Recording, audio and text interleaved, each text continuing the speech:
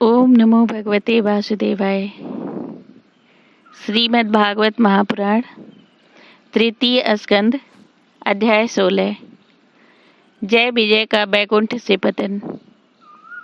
श्री ब्रह्मा जी ने कहा, देवगण, जब योगनिष्ठ सनकादि मुनियों ने इस प्रकार स्तुत की, तब बैकुंठ निवास श्री हरि ने उनकी प्रशंसा करते हुए यह कहा।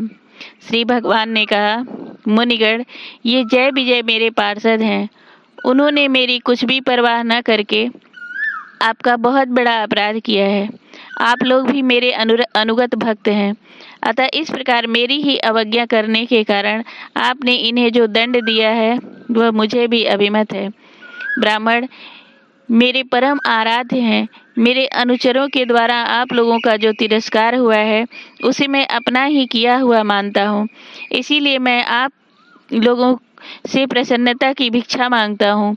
सेवकों के अपराध करने पर संसार उनके स्वामी का ही नाम लेता है। वह अपयश उसकी कीर्ति को इस प्रकार दूषित कर देता है जैसे त्वचा को चर्म रोग। मेरी निर्मल सुयस सुधा में गोता लगाने से चांडाल पर्यंत सारा जगत तुरंत पवित्र हो जाता है। इसीलिए मैं विकुंठ कहलाता हूँ। किंतु यह पवित्र कीर्ति मुझे आप लोगों से ही प्राप्त हुई है। इसलिए जो कोई आपके विरुद्ध आचरण करेगा वह मेरी भुजा ही क्यों ना हो, मैं उसे तुरंत काट डालूंगा। आप लोगों की सेवा करने से ही मेरी चरण रज को ऐसी पवित्रता प्राप्त हुई है कि वह सारे पापों को तत्काल नष्ट कर देती है। और मुझे ऐसा सुंदर स्वभाव मिला है कि मेरे उदासीन रहने पर भी श्री लक्ष्मी जी मुझे एक क्षण के लिए भी नहीं छोड़ती। यद्यपि इन्हीं के लेस मात्र कृपा कटाक्ष के लिए अन्य ब्रह्मादि देवता नाना प्रकार के नियमों एवं व्रतों का पालन करते हैं, जो अपने संपूर्ण कर्म फल मुझे अर्पण कर सदा संतुष्ट रहते हैं। वे निष्काम ब्राह्मण ग्रास पर तृप्त होते हुए भी घी से तरह तरह के पकवानों का जब भोजन करते हैं, तब उनके मुख से मैं जैसा तृप्त होता हूँ वैसा यज्ञ में अग्नि रूप मुख से यजमान की दी हुई आहुतियों को ग्रहण करके नहीं होता।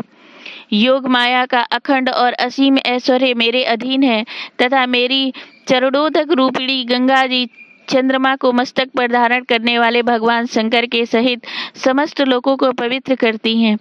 ऐसा परम पवित्र एवं परमेश्वर होकर भी मैं जिनकी पवित्र चरण रज को अपने मुकुट पर धारण करता हूँ, उन ब्राह्मणों के कर्म को कौन नहीं सहन करेगा। ब्राह्मण, दूध देने वाली गौवें और अनाथ प्राणी ये मेरे ही शरीर हैं। पापों के द्वारा विवेक दृष्टि नष्ट हो जाने के कारण जो लोग इन्हें मुझसे भिन्न समझते हैं, वे मेरे द्वारा नियुक्त यमराज के गिद्ध जैसे दूत, जो सर्प के समान क्रोधी है, अत्यंत क्रोधित होकर अपनी चोंचों से नोचते हैं। ब्राह्मण तिरस्कार पूर्वक कटु भाषण भी करे तो भी जो उसमें मेरी भावना मुख कमल से उसका आदर करते हैं, तथा जैसे रूठे हुए पिता को पुत्र और आप लोगों को मैं मनाता हूँ, उसी प्रकार जो प्रेम पूर्ण वचनों से प्रार्थना करते हुए उन्हें शांत करते हैं, वे मुझे अपने बस में कर लेते हैं। मेरे इन सेवकों ने मेरा अभिप्राय न समझकर ही आप लोगों का अपमान किया है।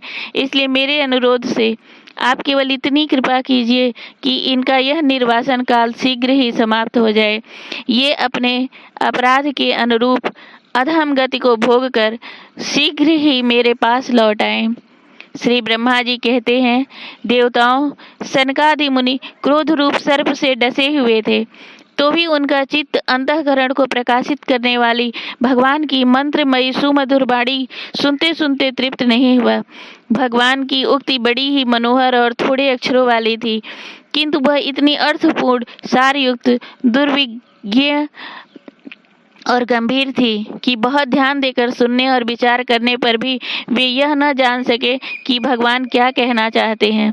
भगवान की इस अद्भुत उदारता को देखकर वे बहुत आनंदित हुए और उनका अंग अंग पुलकित हो गया। फिर योग माया के प्रभाव से अपने परम ऐश्वर्य का प्रभाव प्रकट करने वाले प्रभु से वे हाथ जोड़कर कहने लगे। मुनियों ने कहा, स्वप्रकाश भगवान, आप सर्वेश्वर होकर भी जो ये कह रहे हैं कि यह आपने मुझ पर बड़ा अनुग्रह किया, सो इससे आपका क्या अभिप्राय है, यह हम नहीं जान सके हैं। प्रभु, आप ब्राह्मणों के परम हितकारी हैं। इससे लोक शिक्षा के लिए आप भले ही ऐसा माने कि ब्राह्मण मेरे आराध्य देव हैं, वस्तुतः तो ब्राह्मण और देवताओं के भी देवता, ब्रह्मादि के भी आप ही आत्मा और आराध्य देव हैं। सनातन धर्म आपसे ही उत्पन्न हुआ है। आपके अवतारों द्वारा ही समय समय पर उसकी रक्षा होती है तथा निर्विकार स्वरूप आप ही धर्म के परम गुह्य रहस्य हैं। यह शास्त्रों का मत है। आपकी कृपा से निवृत्ति परायण योगी जन सहज में ही मृत रूप संसार सागर से पार हो जाते हैं। फिर भला दूसरा कोई आप पर क्या कृपा कर सकता है? भगवान, दूसरे अर्थार्थी जन जिनकी चरण रज सर्वदा अपने मस्तक पर धारण करते हैं, वे श्री लक्ष्मी जी निरंतर आपकी सेवा में लगी रहती हैं। सो ऐसा जान पड़ता है कि भाग्यवान भक्त जन आपके चरणों पर जो नूतन तुलसी की मालाएं अर्पण करते हैं, उन पर गुंजार करते हुए भौरों के समान वे भी आपके पाद पद्मों को ही अपना निवास स्थान बनाना चाहती हैं, किंतु अपने पवित्र चरित्रों से निरंतर सेवा में तत्पर रहने वाली उन लक्ष्मी जी का भी आप विशेष आदर नहीं करते। आप तो अपने भक्तों से ही विशेष प्रेम रखते हैं। आप स्वयं ही संपूर्ण भजनीय गुणों के आश्रय हैं। क्या जहाँ तहाँ विचरते हुए ब्राह्मणों के चरणों में लगने से पवित्र हुई मार्ग की धूलि और श्रीवत्स का चिन्ह आपको पवित्र कर सकते हैं? क्या इनसे आपकी शोभा बढ़ सकती है? भगवान, आप साक्षात धर्म स्वरूप हैं।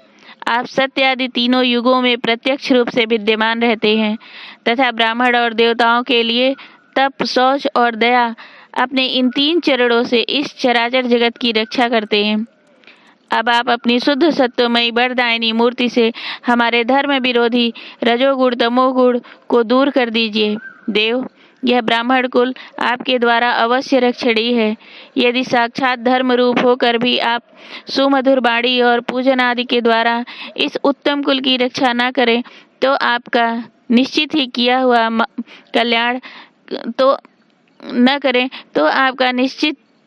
हुआ कल्याण मार्ग ही नष्ट हो जाए, क्योंकि लोग तो श्रेष्ठ पुरुषों के आचरण को ही प्रमाण रूप से ग्रहण करता है। प्रभु, आप सत्व गुण की खान हैं और सभी जीवों का कल्याण करने के लिए उत्सुक हैं। इसी से आप अपनी शक्ति रूप राजा आदि के द्वारा धर्म के शत्रुओं का संहार करते हैं, क्योंकि वेद मार्ग का उच्छेद आपको अभीष्ट नहीं है। आप त्रिलोकीनाथ और जगत प्रतिपालक होकर भी ब्राह्मणों के प्रति इतने नम्र रहते हैं, इससे आपके तेज की कोई हानि नहीं होती।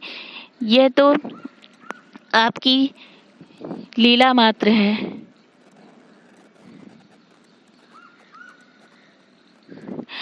सर्वेश्वर, इन द्वारपालों को आप जैसा उचित समझे वैसा दंड दें अथवा पुरस्कार रूप में इनकी वृत्ति बढ़ा दें। हम निष्कपट भाव से सब प्रकार आपसे सहमत हैं, अथवा हमने आपके इन निरपराध अनुचरों को शाप दिया है, इसके लिए हम ही को उचित दंड दें, हमें वह भी सहर्ष स्वीकार है। श्री भगवान ने कहा, मुनिगण, आपने इन्हें जो शाप दिया है, सच जानिए वह मेरे ही प्रेरणा से हुआ है। अब ये शीघ्र ही दैत्य योनि को प्राप्त होंगे और वहाँ क्रोधावेश से बढ़ी हुई एकाग्रता के कारण सुदृढ़ योग संपन्न होकर फिर जल्दी ही मेरे पास लौट आएंगे। श्री ब्रह्मा जी कहते हैं, तदंतर उन मुनीश्वरों ने नैनाभिराम भगवान विष्णु और उनके स्वयं प्रकाश बैकुंठ धाम के दर्शन करके प्रभु की परिक्रमा की और उन्हें प्रणाम कर तथा उनकी आज्ञा पा भगवान के ऐश्वर्य का वर्णन करते हुए प्रमुदित होकर वहां से लौट गए। फिर भगवान ने अपने अनुचरों से कहा, जाओ, मन में किसी प्रकार का भय मत करो, तुम्हारा कल्याण होगा। मैं सब कुछ करने में समर्थ होकर भी ब्रह्म तेज को मिटाना नहीं चाहता, क्योंकि ऐसा ही मुझे अभिमत है। एक बार जब मैं योग निद्रा में स्थित हो गया था, तब तुमने द्वार में प्रवेश करती हुई लक्ष्मी जी को रोका था। उस समय उन्होंने क्रुद्ध होकर पहले ही तुम्हें यह शाप दे दिया था। अब दैत्य योनि में मेरे प्रति क्रोधाकार वृत्ति से रहने से तुम्हें जो एकाग्रता होगी, उससे तुम इस विप्र तिरस्कार जनित पाप से मुक्त हो जाओगे और फिर थोड़े ही समय पास लौट आओगे। द्वारपाल को इस प्रकार आज्ञा दे भगवान ने विमानों की श्रेणियों से सुसज्जित अपने सर्वाधिक श्री संपन्न धाम में प्रवेश किया। वे देव श्रेष्ठ जय विजय तो ब्रह्म शाप के कारण उस अलंघनीय भगवत धाम में ही श्रीहीन हो गए उनका सारा गर्भ गलित हो गया। पुत्रों, फिर जब वे बैकुंठ लोक से गिरने लगे, तब वहाँ श्रेष्ठ विमानों पर बैठे हुए बैकुंठ वासियों में महान हाहाकार मच गया। इस समय दिति के गर्भ में स्थित जो कश्यप जी का उग्र तेज है, उसमें भगवान के उन पार्षद प्रवरों ने ही प्रवेश किया है। उन दोनों असुरों के तेज से ही तुम सबका तेज फीका पड़ गया है। इस समय भगवान ऐसा ही करना चाहते हैं। जो आदि पुरुष संसार की उत्पत्ति, स्थिति और लय के कारण है, उनकी योग माया को बड़े बड़े योगी जन भी बड़ी कठिनता से पार पाते हैं। वे सत्वादि तीनों गुणों के नियंता श्री हरि ही हमारा कल्याण करेंगे। अब इस विषय में हमारे विशेष विचार करने से क्या लाभ हो सकता है? प्रेम से बोलो श्री भागवत भगवान की जय।